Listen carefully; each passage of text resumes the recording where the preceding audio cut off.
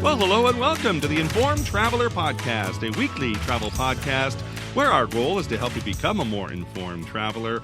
And I'm your host, Randy Sharman. Travel expert Onanta Forbes continued her winter stay in the Canary Islands last week, which, as she quickly found out, is a popular spot for cruise ships. So on this week's podcast, we'll talk about cruising to the Canary Islands. Plus, a few weeks ago, I was invited to a presentation and meet and greet from the folks at Provence-Alpes Côte d'Azur Tourism. And it was there I got the chance to speak with the CEO of Provence-Alpes Côte d'Azur Tourism, located in the south of France, by the way. So we'll have that conversation for you later in the podcast. But first, let's kick things off chatting with travel expert Onanta Forbes, who joins us each week to discuss some of the travel news and travel trends. You can follow her adventures on Instagram, Facebook, and X at Onanta Forbes. OnantaForbes.com is her website. Hello, Onanta. Hi, Randy. How are you? I'm good, thank you. We were talking about this before when you first arrived. Well, you actually arrived at the Canary Islands, did you not, for a cruise? So we're going to talk a little bit about what a popular spot the Canary Islands is for cruisers.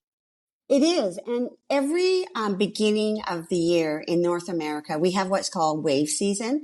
So that's when the cruise lines sharpen their pencils and they create, competitive pricing offers, amenities, add-ons to what a cruise could mean to a client, whether it's excursions, Wi-Fi, and so on. And I thought it would be interesting to share with you that on any given day in the Canaries, you're going to see multiple cruise ships in port. And it's just proof of how popular the destination is with cruise lines and travelers alike.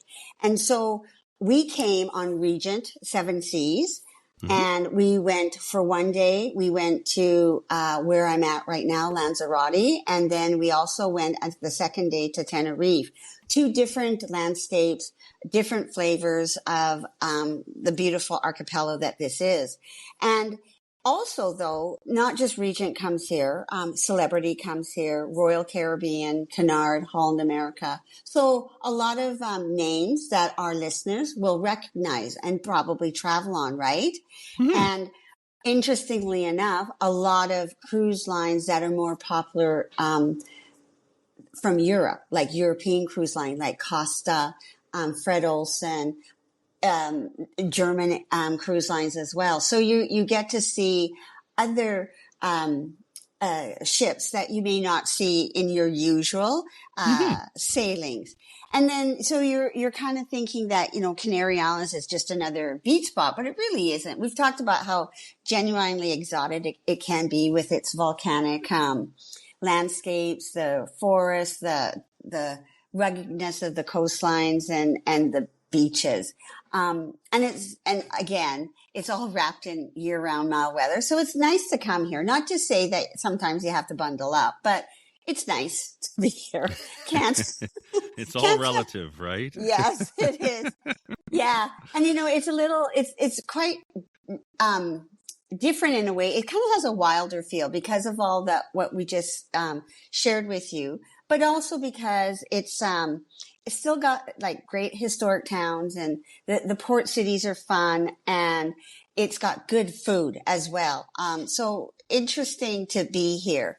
And, when you're here, coming to the islands are pretty interesting in the fact that the distances between the ports are short. So the sea conditions are generally friendly and they include stops it could include stops in like Spain, Portugal, Madeira, or North Africa. You can come here on a repositioning cruise from Fort Lauderdale, or like me, I came from Barcelona. When I flew to Barcelona, then started my cruise. But you also can come from Lisbon or Southampton or Rome. So it makes it a fun European getaway as well. And so we talked about the different ships, and so like for Regent, that's luxury all inclusive.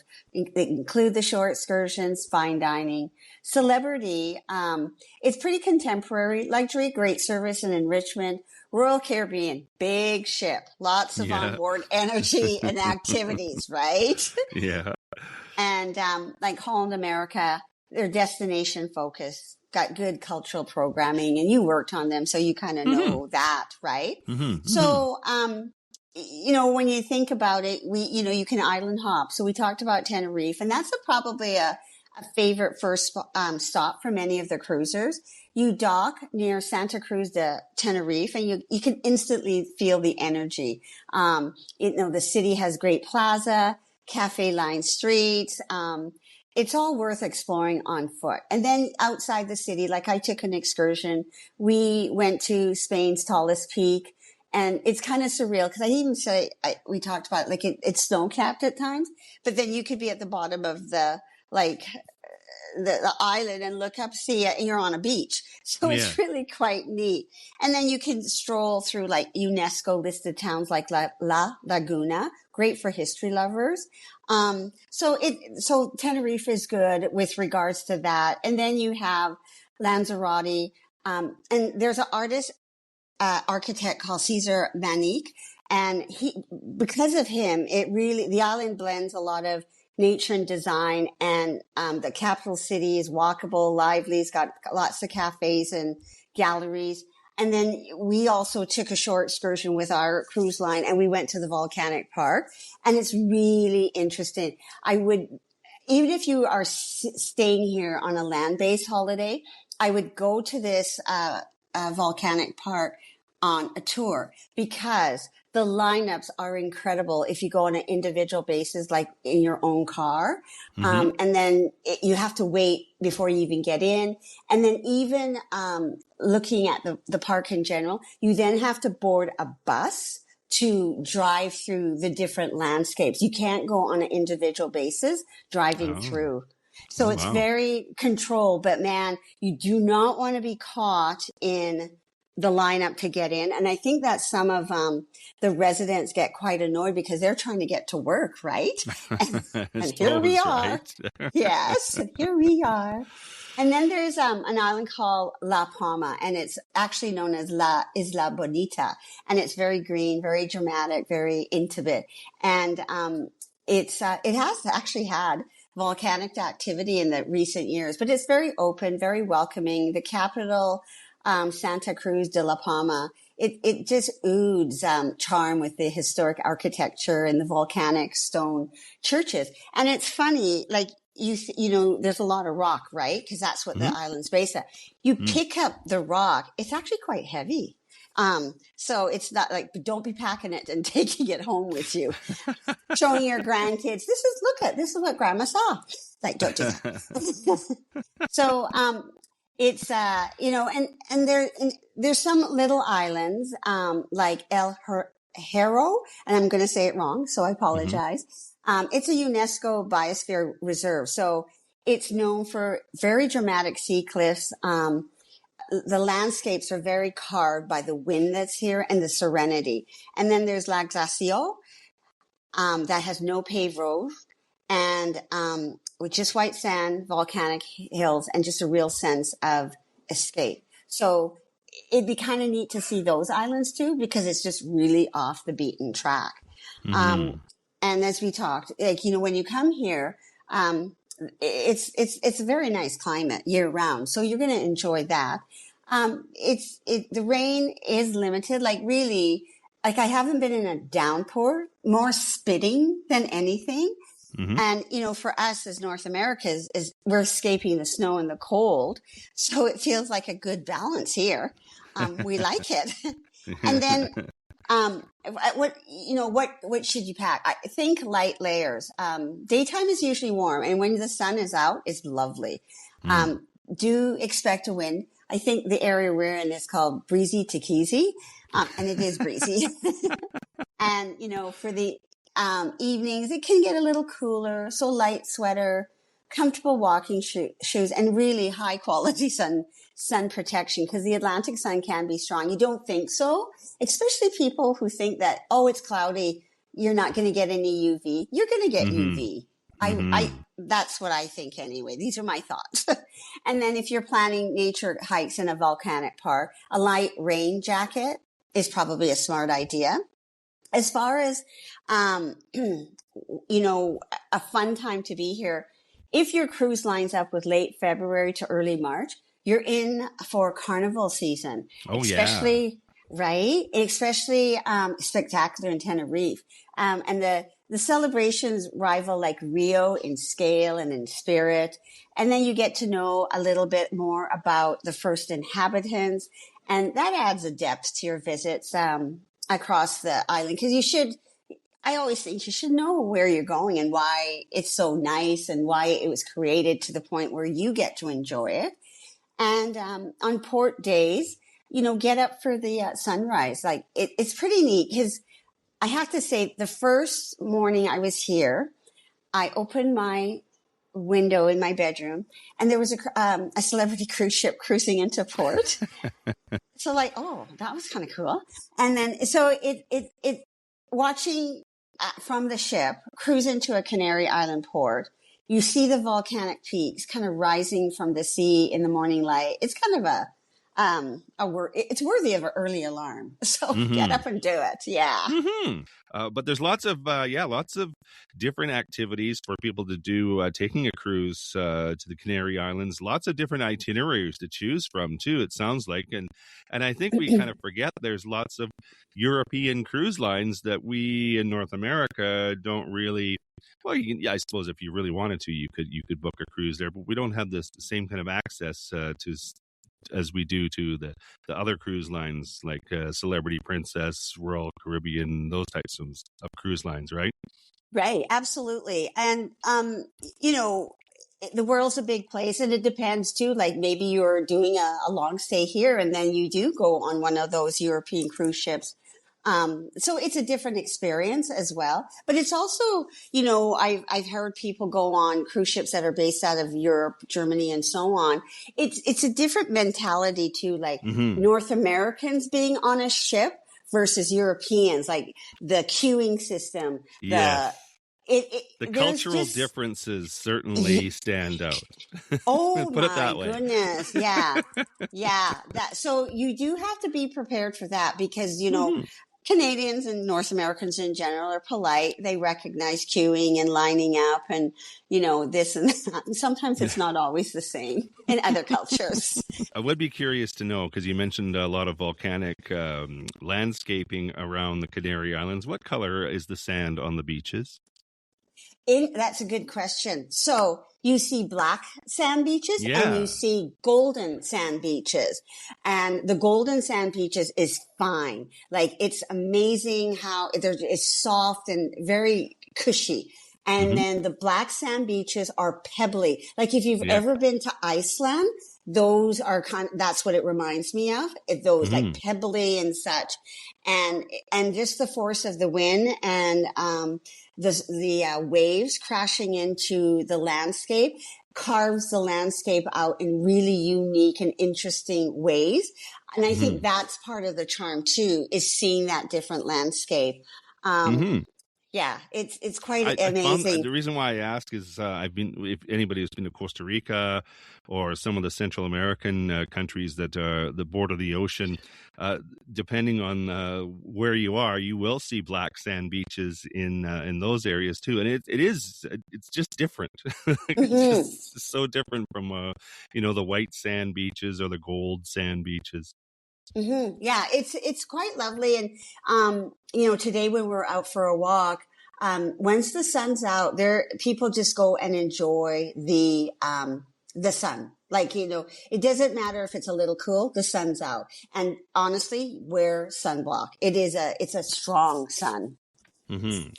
Well, good advice, good tips if people want to take a cruise to the Canary Islands. Of course, this is the time to book one during wave season. Lots of different incentives, different types of savings. So contact your favorite travel agent, right? That's right. Here I am. And she is Onanta Forbes. She's a travel expert. You can follow her on Instagram, Facebook, and X at Onanta Forbes. And her website is onantaforbes.com. Always fun to chat, Onanta. Thank you. Take care. Have a good week.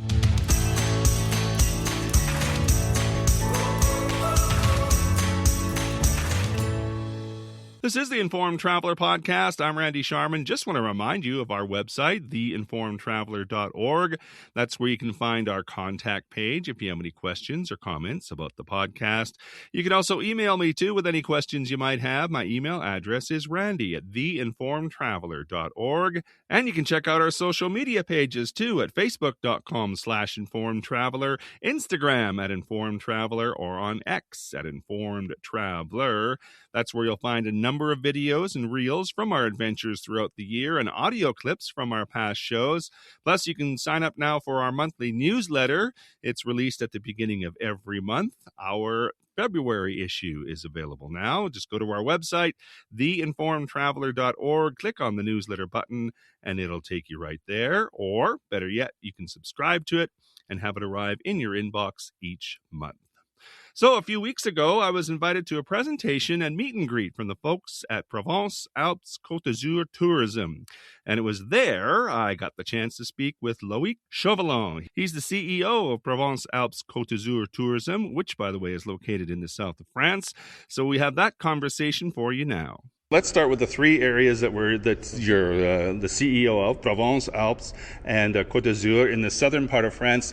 The thing I got from your presentation was we're not talking about a big landmass here. Like it's an area where you can visit all three areas on one vacation.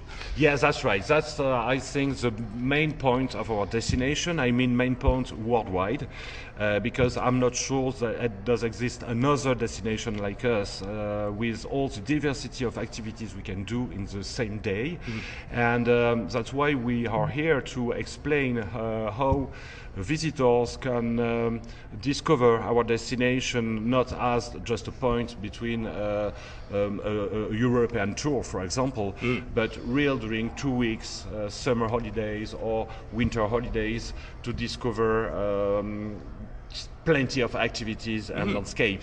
As I said during the presentation, in the same day, on Saturday, so 2 days ago, I surf on the Mediterranean Sea during the morning, and then take my You made cars. everybody jealous, by the way. I just want to say that. You went to the beach in the morning and went skiing in the afternoon. Yeah, that's right, exactly. So we are lucky on that, but today, people from, especially on America, where your distances are really long, sometimes you have to take an aircraft to go to mountain to the sea, etc.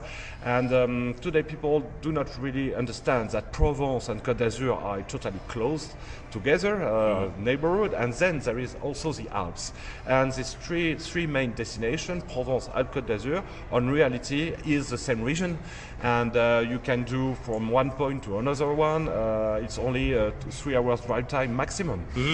So that's exactly that we want to explain, that if you want diversity, if you want to explore new landscape, new culture, you can find all that you want in Provence-Alpes Côte d'Azur in south of France at home.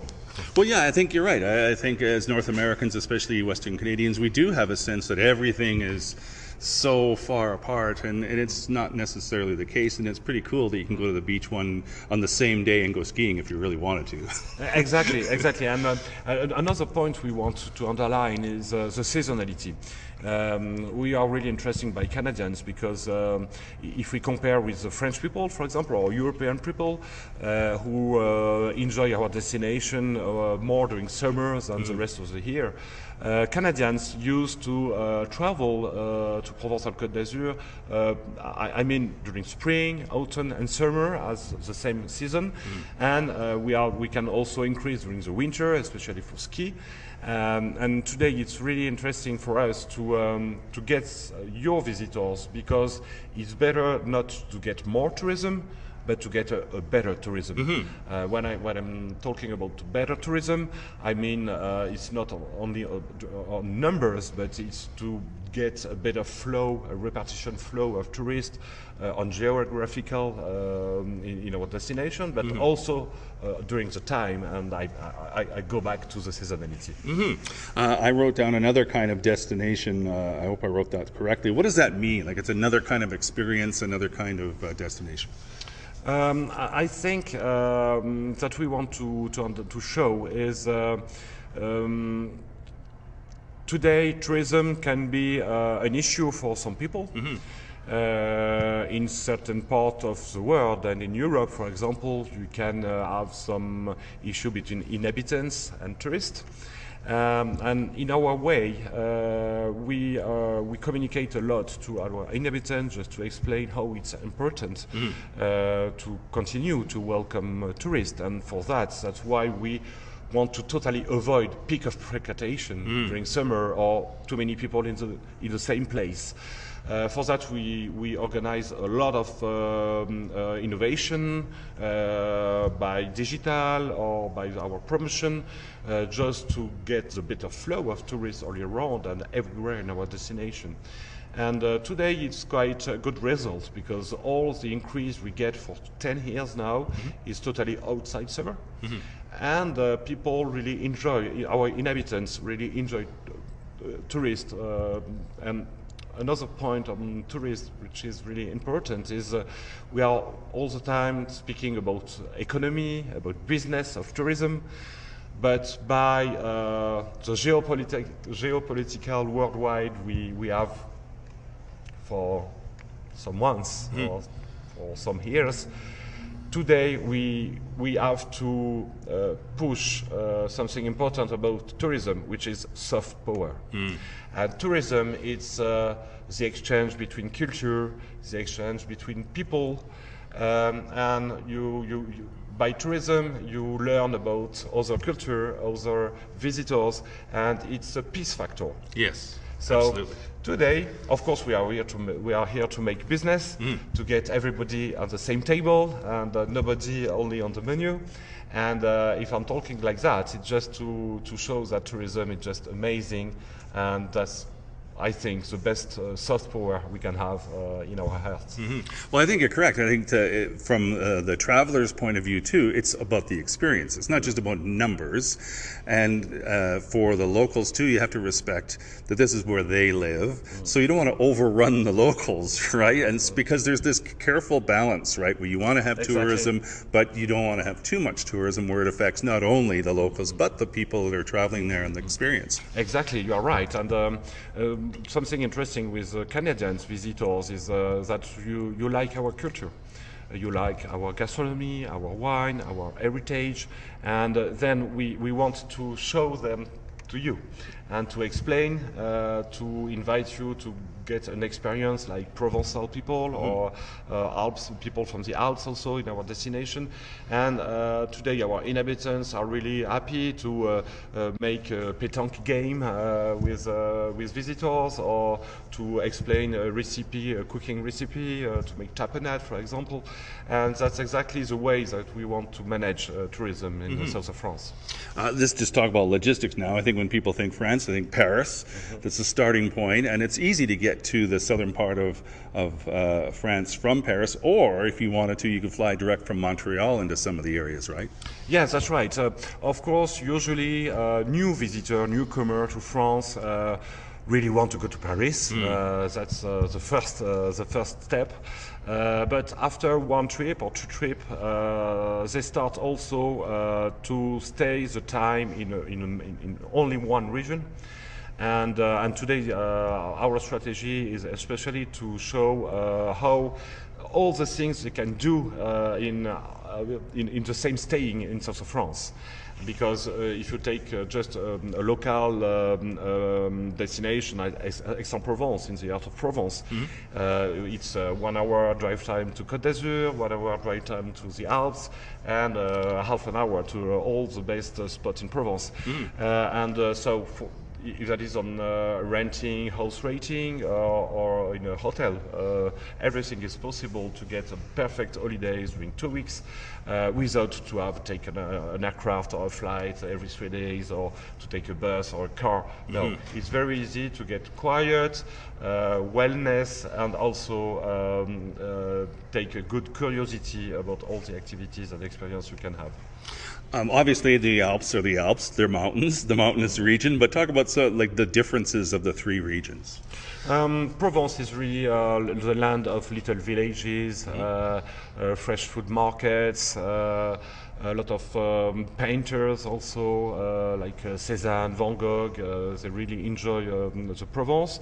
It's also a nice destination for worldwide famous stars of VIP, but it's not like bling bling destination. You know, people. We have a lot of American stars or people from Canada also, but they usually rent a big house with a friend, and you can meet them, all these stars, on the fresh market during the day. But there's no photograph, no paparazzi. It's just quiet. And just a couple of minutes on the right, you go to the east. You have the Côte d'Azur. So the Côte d'Azur is also authentic destination with a lot of experience, but of course it's more bling bling, and they want photographs. They want a nice luxury shopping. So you can do these two experiences in the same trip. And then of course you have the Alps, and the Alps is totally. We have 3 national parks in our Alps, 5 regional parks, so everything is totally protected, and that's the perfect way for to make cycling, hiking. Everything is possible, and you can find the best, the higher point of our destination, which is more than 4,000 meters in altitude, so it's quite a classic experience. I mean, Provence-Alpes Côte d'Azur, if you know the name of Provence and Côte d'Azur and Alps, I can say that this name can resume exactly the experience. You will discover that. It's interesting you brought up the national parks, because I made a note of that too, because I think a lot of people, when they think of France, they think of Paris and the cities and, you know, the culture and the heritage and the food. They don't really necessarily think about the national parks, but there are some nice national parks there, right? Yes, right, because yes, we have 2 big cities, so Marseille and Nice, and also medium cities like Aix-en-Provence, Avignon, or Saint-Tropez. But when you are going outside the Mediterranean Riviera, you are immediately on totally on big parks. So most famous park are Parc des Écrins. It's a very high cliff mountain. You have also Camargue and Calanque, which are close to Marseille. Calanque is the only national park inside a city in France. So you can go to the second city in France, which is Marseille, take the bus and arrive in a totally preserved destination with no construction, with a lot of regulation, not to be too many people in the same place. So all this diversity, it's an experience. I'm not a person that likes to drive, so how easy is it to get around for someone like myself? Is there public transportation? Are there Ubers, taxis, tour buses? Is it easy to get around if you don't want to drive? In fact, you have plenty of choice. You can use a tour by cycling, because we invest a lot on a new road where cycling are protected, not on the highway with your bicycle. It's of course very easy by car, because today with many applications, it's quite easy to go from one point to another one, and it's quite easy to drive in our destination. Sometimes people who used to live in a very big city, when they arrive in a little mountain road and you have to turn, you still many We've times. all seen it in the movies, yeah. Yeah, but that's the charm. That's the charm of the trip. And then after, for VIP, you can take also a helicopter from Saint-Tropez to Monaco. So you can practice yachting by sailing boats or yacht boats. So in fact, you can do all that you want, and you can also practice walking. You have a lot of not walking, sorry, hiking. Excuse me, hiking to go from Aix-en-Provence to Marseille. Or we have a lot of walk paths organized, and then we also create train pass. Which is called Côte d'Azur Pass or Provence Pass, and so for 3 days with less than 60 euro, you can go by train all the place you want. You have not to book before. I want to go from this point to the other point. It's just like a pass. So it's quite easy. It's brand new. That's in test in Côte d'Azur from 1 year. And next year we will develop this offer in all around the region. And also we start with a lot of investment, more than $1 billion Canadian dollars to the train, because in 2030 we will welcome the Winter Olympic Games. We are going to help people to choose train to go to ski resorts instead of cars. Yes, exactly. That's the target. Okay, two more things. One, Vallée de la Gastronomie. Yes, Vallée de la Gastronomie is a brand new product we launched 6 years ago now with two other regions, Bourgogne-Franche-Comté, well known by the wine Bourgogne, and Auvergne-Rhône-Alpes, which is close to Lyon, with a big worldwide famous chef and gastronomy. And today, by this Valley of the Gastronomy, you can discover all the main meal and tasting of the food in France. Very complicated recipe to very simple one. And something interesting also is to get to discover this Vallée de la Gastronomie by a river cruise. Because you can start by Avignon, for example, or in Arles, in our region, in south of France, in Provence, and go to Lyon and then almost to Paris by a river cruise. Nice. And so you can take the river cruise boat and stop, have wine tasting, and go to 3 stars Michelin restaurants, and then have cooking lesson. It's quite Yeah, well, that sounds amazing. And then the other thing was culture and heritage. A lot of history there. I'm a bit of a history buff. I think that'd be fascinating. Yeah. We have a lot of. We are lucky to get more than 2006 century of history. Marseille is the oldest city in France. But today we have a lot of monuments and heritage labelized by UNESCO heritage, and we organize tours by all this past history to also the modern art and contemporary art, with all the painters who really loved our destination, like Van Gogh, Cézanne, Picasso, Matisse, etc.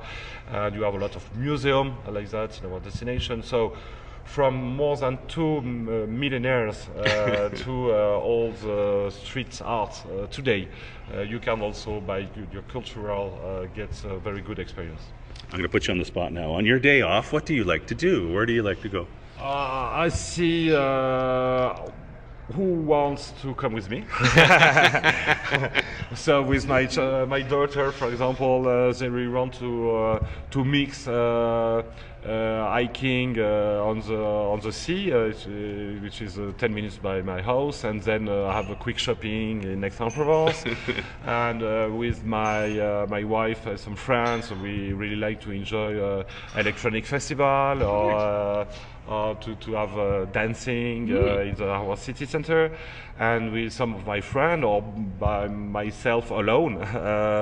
Very good hiking in big cliff, high cliff on a mountain, or ski resort experience during one day, for example. Very nice. Anything you want to add I might have missed? Welcome to all Canadians.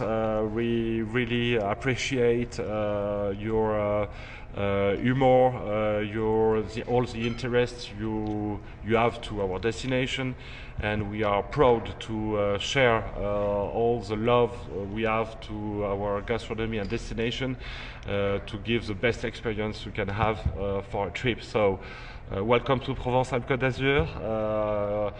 We are welcome during summer, but not only. Don't forget that we have spring, autumn, and winter season. Very attractive on fair, but also on many new products we create. So welcome in Provence-Alpes Côte d'Azur for your next holidays. We will really happy to welcome you. Loïc Chauvelin is the CEO of Provence-Alpes Côte d'Azur Tourism. I do appreciate your time. Thank you so much. Merci beaucoup. Thank you too, and see you soon.